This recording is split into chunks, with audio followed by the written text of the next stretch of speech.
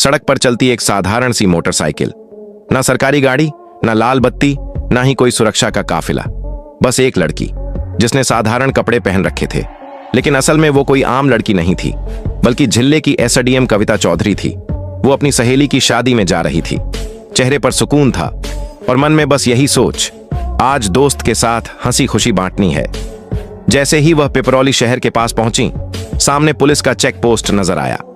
3-4 police वाले सड़क किनारे खड़े थे और उनके बीच में खड़ा था इंस्पेक्टर रजत वर्मा, सीधी वर्दी में, हाथ में लाठी, चेहरे पर अकड़। उसने हाथ उठाकर इशारा किया, रुको। कविता ने मोटरसाइकिल धीरे धीरे किनारे लगाई और चुपचाप खड़ी हो गई। इंस्पेक्टर ने सख्त आवाज में पूछा, कहां जा रही हो? कविता ने धीमे और शांत स्वर में कहा, सहेली की शादी में जा रही हूं। इंस्पेक्टर ने उसे सिर से पांव तक देखा। सामने खड़ी थी 27 साल की एक बेहद खूबसूरत और आत्मविश्वासी महिला। होंठों पर हल्की मुस्कान थी, लेकिन आंखों में गहराई। वो ठहाका मारकर बोला, अच्छा, सहेली की शादी में दावत उड़ाने जा रही हो, लेकिन हेलमेट कहां है? क्या तुम्हारे बाप पहनेगा? फिर जोर से हंसते हुए बोला, और बाइक भी बड़ी तेज चला रही थी। चलो, अब तो चालान कटेगा। उसने जेब से चालान की पर्ची निकालनी शुरू कर दी। कविता समझ चुकी थी कि यह सिर्फ बहाना है, असल इरादे गंदे हैं। उसने दृढ़ स्वर में कहा, सर, मैंने कोई कानून नहीं तोड़ा। यह सुनते ही रजत भड़क गया। ओ मैडम, हमें कानून मत सिखाओ। उसने अपने कांस्टेबल को इशारा किया और गुर्राते हुए कहा, लगता है इसे सबक सिखाना पड़ेगा। इतना कहते ही उसने अचानक कविता को एक जोरदार थप्पड़ जड़ दिया। क्षण भर के लिए उसका सिर घूम गया, मगर उसने खुद को संभाल लिया।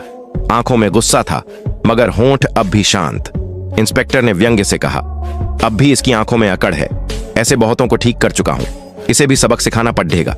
एक कांस्टेबल बोला, सर, थाने ले चलते हैं, वहीं समझ आएगा पुलिस से कैसे बात करनी चाहिए। दूसरा कांस्टेबल कविता का हाथ पकड़कर खींचने लगा। चलो, गाड़ी में बैठो।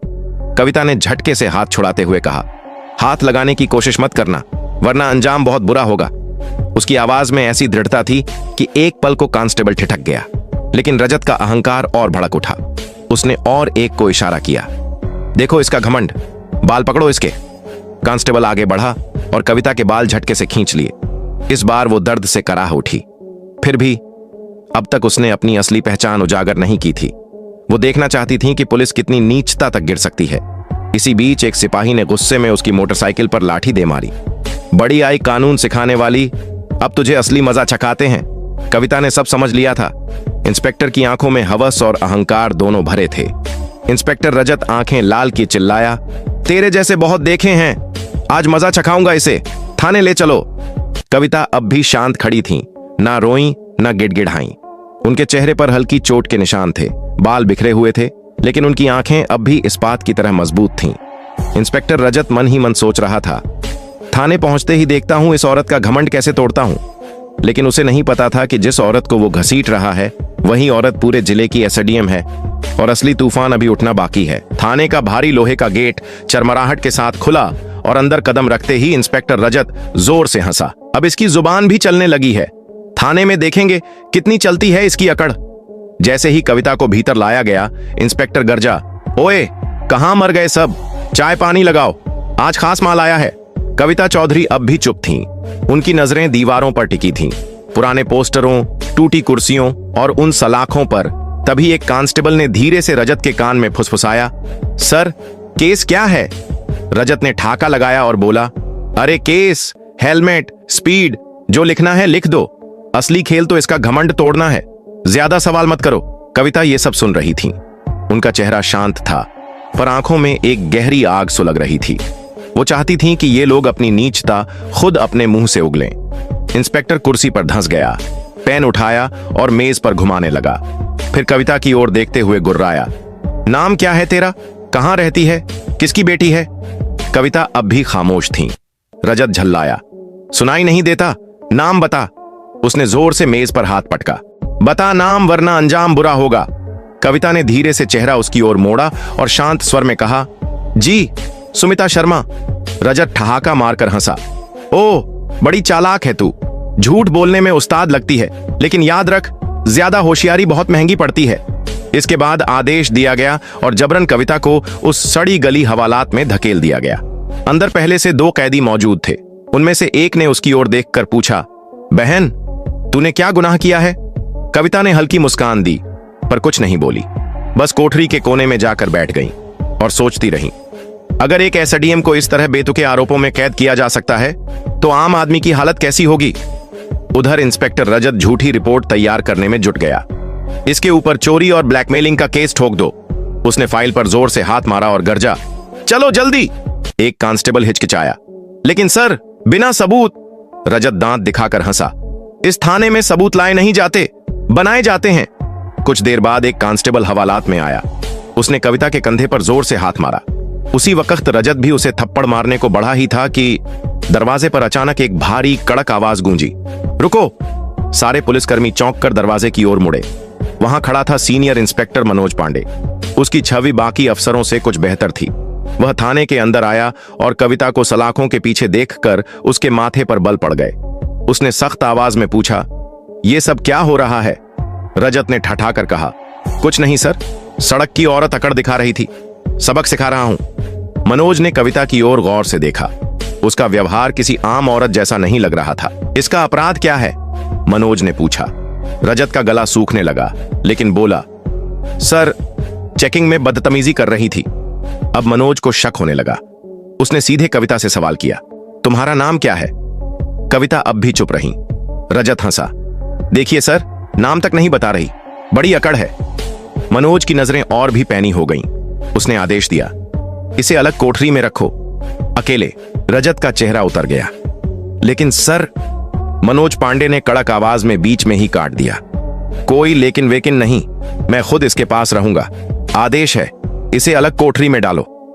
तुरंत ही कविता को घसीटकर उस अंधेरी बदबूदार कोठरी में डाल दिया गया। वहां की दीवारें सीलन से भीगी थीं। कोनों में जंग लगी लोहे की छड़ें और टूटी हुई मेज पड़ी थीं। कविता चुपचाप अंधेरे में बैठ गईं। उनकी आंखें दीवारों को नहीं, बल्कि इस सड़े गले सिस्टम की गिरती हुई इंसानियत को देख रही थीं। इसी बीच अचानक एक कांस्टेबल भागता हुआ अंदर आया। सर, बाहर बड़ी गाड़ी खड़ी है। रजत चौकन्ना हो गया। कौन सी गाड़ी? कांस्टेबल हकलाने लगा। सरकारी गाड़ी है। रजत ने हड़बड़ी में बाहर जाकर खिड़की से झांका और उसके होश उड़ गए। वह भागते हुए वापस आया। चेहरे पर पसीना और घबराहट साफ झलक रही थी। सर, उसकी आवाज कांप रही थी। मनोज ने झुंझलाकर कहा, साफ साफ बोल, कौन आया है? कांस्टेबल कांपते हुए बोला, कमिश्नर साहब। यह नाम सुनते ही पूरे थाने में सन्नाटा छा गया। रजत का चेहरा बिल्कुल सफेद पड़ गया और मनोज की आंखों में सतर्कता की चमक आ गई। दरवाजा धड़ाम से खुला और कमिश्नर साहब अंदर दाखिल हुए। उनकी आंखों में गुस्से की ज्वाला साफ जल रही थी। उन्होंने सीधा रजत की ओर देखा और गरजे, इंस्पेक्टर रजत वर्मा, यह सब क्या तमाशा चल रहा है? रजत की जुबान लड़खड़ाई। सर, कुछ नहीं, एक छोटा सा केस है बस। कमिश्नर ने टेबल पर पड़ी फाइल उठाई और पन्ने पलटे। जैसे जैसे उन्होंने पढ़ा, माथे की लकीरें गहरी होती चली गईं। उन्होंने हवालात की ओर इशारा किया और पूछा, यह महिला कौन है? रजत तुरंत बोला, सर, इस पर 420 और धोखाधड़ी का केस है। कमिश्नर ने उसकी आंखों में झांकते हुए कहा, तुम्हारे पास सबूत है? फिर दोबारा गरजे, कोई भी सबूत है? रजत पसीना पोंछने लगा। अब उसके पास कहने को कुछ नहीं था। कमिश्नर ने सीधे कोठरी में खड़ी महिला को देखा। तुम्हारा नाम क्या है? पूरे थाने की सांसें थम गईं। कविता ने पहली बार हल्की सी मुस्कान दी और शांत स्वर में कहा, एसडीएम कविता चौधरी। थाने में जैसे बम फट गया हो। सन्नाटा इतना गहरा कि घड़ी की टिक टिक भी सुनाई देने लगे। हर चेहरा पीला पड़ गया। रजत के हाथ पांव कांपने लगे। कांस्टेबल एक दूसरे को देखकर बुत बन गए। कमिश्नर की नजरें अब आग उगल रही थीं। रजत, तूने हिम्मत कैसे की एक सीनियर ऑफिसर पर झूठा केस ठोकने की? रजत कुछ कहने की कोशिश ही कर रहा था कि मनोज पांडे बीच में कड़क आवाज में बोले, सर, मैंने पहले ही कहा था कि यहां कुछ गड़बड़ है। अब रजत पूरी तरह अकेला पड़ चुका था। कविता ने पहली बार अपना सिर ऊंचा किया और उनकी आवाज में शांत परंतु अडिग फैसला गूंजा, रजत, अब तेरी नौकरी गई, तेरा सस्पेंशन पक्का है और तेरे खिलाफ केस भी चलेगा। यह सुनते ही रजत का चेहरा बिल्कुल सफेद हो गया। सांस अटकने लगी। बाकी पुलिसकर्मी भी उससे नजरें चुराने लगे। मनोज पांडे ने आदेश दिया, हवलदार, इसे पकड़ो और लॉकअप में डालो। हवलदार आगे बढ़ ही रहा था कि अचानक रजत ने जेब से एक मुड़ा तुड़ा कागज निकाला। उसके होंठों पर हल्की मुस्कान आ गई। रुको मैडम, पहले ये देख लो, फिर जो करना है कर लेना। सबकी नजरें उस कागज पर टिक गईं। रजत ने उसे सामने बढ़ाया और बोला, यह है मेरा ट्रांसफर ऑर्डर। 3 दिन पहले ही मेरा तबादला हो चुका है। अब चाहे आप जितना गुस्सा कर लो, मुझे नौकरी से निकाल नहीं सकती। पूरे थाने में एक बार फिर सन्नाटा छा गया, लेकिन इस बार यह सन्नाटा और भी ज्यादा खतरनाक था, जैसे किसी तूफान के आने से पहले की खामोशी। कविता ने वह कागज हाथ में लिया, पलट पलट कर ध्यान से पढ़ा। कमिश्नर ने मनोज पांडे की ओर तीखी नजर डालकर कहा, मनोज, चेक करो, ये असली है या कोई दिखावा। मनोज ने तुरंत सिस्टम में रिकॉर्ड खंगाला। कुछ देर बाद उसने सिर उठाकर कहा, सर, कागज असली है, लेकिन इसने अभी तक नए इंस्पेक्टर को चार्ज नहीं सौंपा है, यानी आधिकारिक रूप से यह यहीं का इंचार्ज है और सारे गुनाह इसके ही कार्यकाल में हुए हैं। अब इसे कोई नहीं बचा सकता। कविता चौधरी ने रजत की आंखों में सीधी नजर डाली और शांत मगर धारदार आवाज में बोली, अब तेरा नया ठिकाना वहीं होगा जहां तू बेगुनाहों को डालता था। कमिश्नर ने सिर हिलाकर जैसे उसकी बात पर मुहर लगा दी। 2 कांस्टेबल रजत को पकड़ने आगे बढ़े ही थे कि वह अचानक गरज पड़ा, रुको मैडम, क्या आपको लगता है कि मैं अकेला हूं? सारा दोष सिर्फ मेरा है? नहीं, ये सब मेरे साथ थे, ऊपर तक सब शामिल है। उसकी उंगली थाने के बाकी पुलिस वालों की ओर उठी। इतना कहते ही कई चेहरों से खून उतर गया। मनोज पांडे ने गहरी नजर से एक एक को देखना शुरू किया। कविता ने धीमी पर दृढ़ आवाज में कहा, अब इस पूरे थाने की सफाई होगी, कोई नहीं बचेगा। कमिश्नर गरजे, जो हुक्म मैडम, अब एक एक का हिसाब होगा। यह शब्द सुनते ही थाने के भीतर बिजली गिर गई। बाहर मौजूद पत्रकारों को भनक लग चुकी थी। जैसे ही खबर फैली कि पूरा थाना लाइन हाजिर हुआ है, उन्होंने अपने मोबाइल से ब्रेकिंग न्यूज प्रसारित करना शुरू कर दिया। इसी बीच एक चमचमाती गाड़ी थाने के सामने आकर रुकी। दरवाजा खुला और एएसपी साहब बाहर निकले। उनकी आंखें चारों तरफ घूमी, हर चेहरा डरा सहमा, चुप और झुका हुआ था। उन्होंने तीखे स्वर में पूछा, यहां कब से तमाशा चल रहा है? लेकिन कमिश्नर और बाकी अफसर एकदम चुप रहे। अचानक कविता चौधरी ने सीधा उसकी आंखों में देखते हुए कहा, क्या तुम्हें सच में लगता है तुम बच जाओगे? इतना कहना था कि मनोज पांडे ने एक मोटी फाइल आगे बढ़ाकर कविता के हाथों में थमा दी। वो वही फाइल थी जिसमें एएसपी साहब के हर काले राज दर्ज थे। कविता ने फाइल उसकी ओर बढ़ाई और कहा, लो, देख लो, इसमें तुम्हारे हर गुनाह का हिसाब लिखा है। एसपी साहब के माथे पर पसीने की बूंदें चमक उठीं। कमिश्नर ने बिना एक पल गंवाए आदेश दिया, पकड़ो इसे, तुरंत गिरफ्तार करो। पूरा थाना सन्न रह गया। एसपी की गिरफ्तारी के साथ ही पूरे जिले में भूचाल आ गया। खबर दिल्ली तक पहुंची। मुख्यमंत्री ने तुरंत आदेश जारी किया, जिन जिन अफसरों ने गड़बड़ की है सबको गिरफ्तार करो।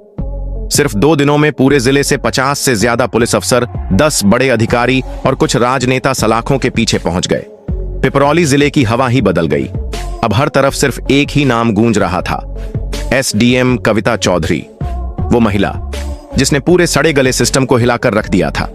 वो महिला जिसने दिखा दिया कि अगर नीयत साफ हो और साहस अडिग तो पूरा तंत्र भी झुक सकता है। अब प्रशासन में एक नई सोच, एक नया डर और सबसे अहम एक नया विश्वास आ चुका था। लोग अब फुसफुसाते नहीं, खुलेआम कहते थे, अब कोई नहीं कह सकता कि मुझे कुछ नहीं होगा। कविता चौधरी का मिशन पूरा हो चुका था। उन्होंने साबित कर दिया, एक ईमानदार इंसान पूरा जिला बदल सकता है।